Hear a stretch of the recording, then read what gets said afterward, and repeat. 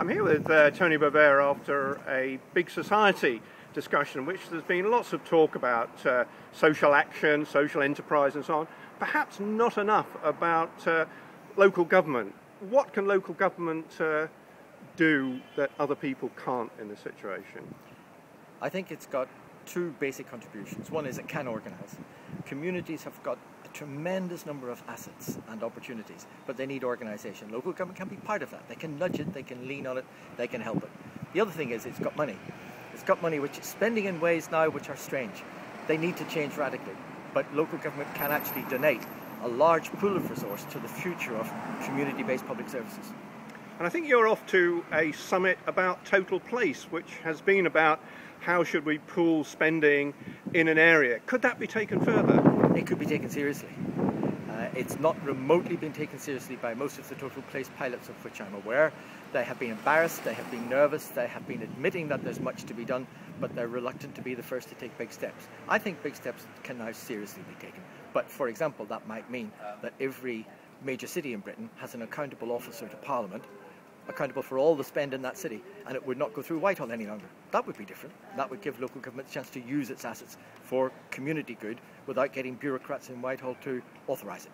And you had a quite outrageous suggestion for taking 1%, was it, from public agencies and kind of giving it to the community.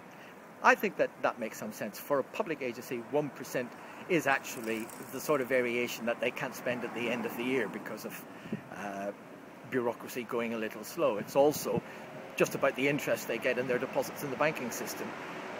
Freeing that up for the community to spend on really important community priorities in the next few years, perhaps replacing some of the cuts which statutory agencies are having to make in their budgets, letting the community decide where that 1% would go, that seems to me a relatively simple win.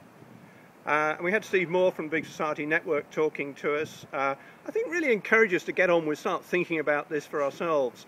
How could you bring some of yours and other people's expertise together with Big Society people to think about what's practical and exciting? I think the important thing is to realise that what we do wasn't planned. We didn't get here by planning. We got here accidentally. And nobody else does it anywhere in Europe the way we do it.